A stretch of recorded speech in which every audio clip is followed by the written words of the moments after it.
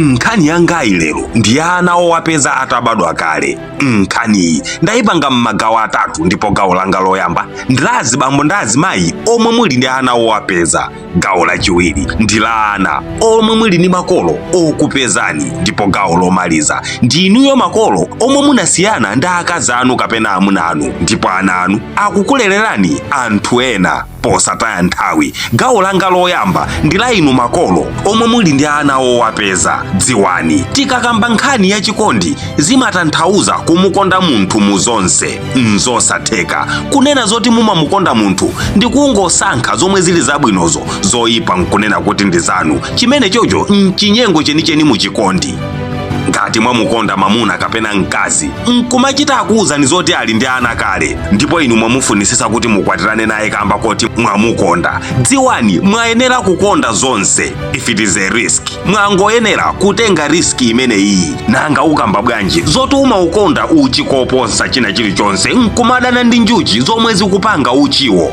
Simukuona kuti kumene koko nkupanda nzeru ndithu? Ngati mwakonda akazi anuwo akondeninso ana awo powadyesa, kuwaveka, kuwateteza ngati ana anu amene osachita phuzo, osakugwirani dzanja pammawa samadziwika mwina nkutheka. Ana anu enieniwo nkusaza kusamalani koma owapezawo kamba koti munakhala nawo mwawo bwino.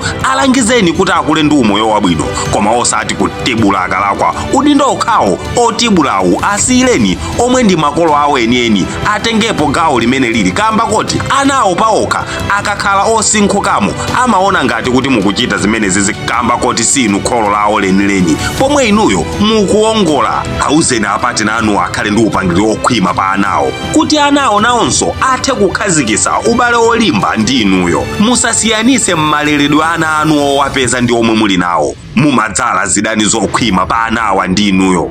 Ndithu mukatsata njira izizi ndi kukamba apapazi banja lanu lizalimba. Ana owapeza adzasanduka ngati ndi anu omwe mudzamanga ubale olimba ndithu mpaka kalekale. Ndili mu gawo lachiwiri lomwe ndi la iwe mwana yemwe uli ndi makolo ako okupeza. Makolo anu sanathe kukhalirana limodzi kamba ka zifukwa zomwe Mulungu ndiyemwe akudziwa, kaya ndi imfa kaya ndi kusamvesesana. Chofunikira kwambiri ndiko kuvomereza monga mmene makolo anuwo anachivomerezera. Pakalekale mayi anu kapena bambo anuwo amazafunanso owachosa nkhawa osungana nawo. Inu lemekezani chimene chocho ndipo asiyireni chisankho ichichi kuchipanga okha ngati mmene anachipangira ndi kholo lanu linalo. Inu mpaka munabadwa ndipo kamba kowakonda mayi anu kapena bambo anuwo akondeni omwe akukuwuzani kuti ndi mayi anuwo kapena bambo anuwo ndi mtima wanu wonse. Muzakhalirana nawo bwino zedi ndipo muzakula ndi umoyo wabwino ndipo ndikhulupirireni azayamba kukukondani kuposa mmene ankakukonderani kale lonse. Mudzaona azamasuka nawonso nkuyamba kukukondanisoni monga akholo anu amene poona mmene inuyo mukuchitira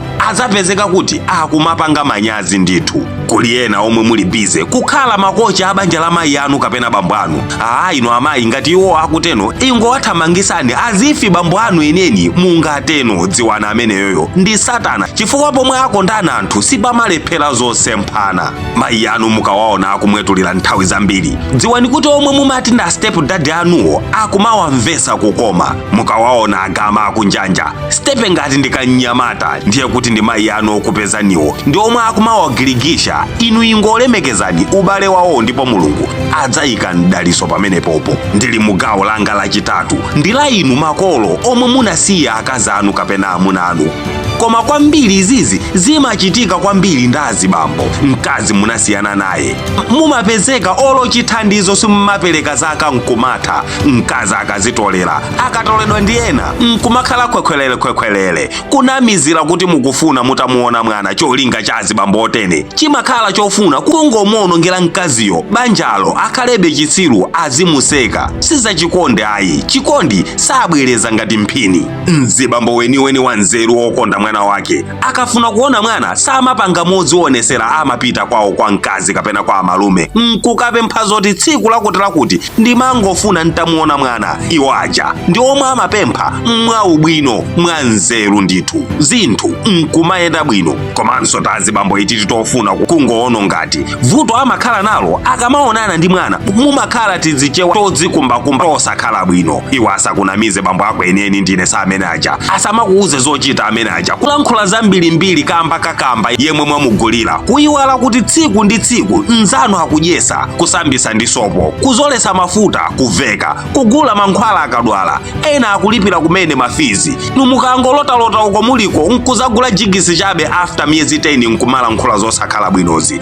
Uku kumangokhala kusowekera kwa umunthu, ndipo inu mmaona ngati mukukonza koma mukumubalalisa kwambiri mwana, kamba kuti akapita amakapangadi zomwe inuyo mukumuuzazo, ndipo mwina bambo enawo ankamukonda ndi mtima onse amasintha poona kuti uyu mwina ndingoononga effort yanga chabe ndi wayenda. Ndi chinthu chapamwamba kuti anzanu akukusamalirani utomoni wanu, inu nkumayenda ngati mfulu, ana ena nkumabalanso kwinako ngati akusamalika aliko. Nsiyeni akule ndipo yekha azakudziwani, koma musaononge zomwe inu munakanika kupita nazo chisogolo. Ndiye kuli inu azimayi omwe muli m'mabanja mukukhala nawo amuna anu bwinobwino, ana akukulererani bwinobwino, koma eti nkumalumikizana ndi maex anu nkumati anandiberekera mwana amene uja ndithudi. Mulibe nzeru olo pang'ono, ndipo ndilibe zambiri zoti ndikulankhuleni, koma ingodziwani Satana akuchita nanu zinthu ndithu. Ndili nzambiri zokhuzana ndi nkhani imeneyi, komano kwa panopa ndingokudziwisani kuti uthenga uwu wapangidwa sponsor ndi Tyolani Boho Drilling Company, okhawo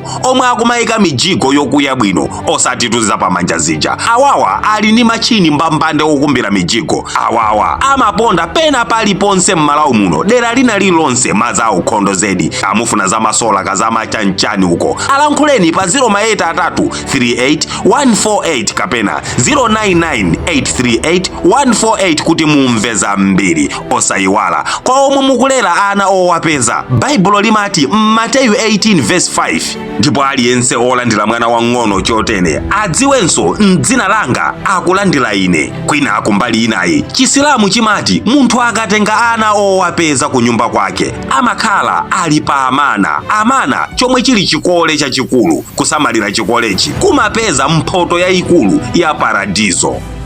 Ndine Dini Studios ndathokoza kwambiri kamba koonera nkhani. Musayiwale kupanga like komanso kuyika comment kuti timve zomwe inu mukuganizapo za nkhani, ndipo pamapeto pakenso osayiwala kupanga share ndi kupanga tag anzanu aja nawonso azamve nawo za uthengawu. Thank you.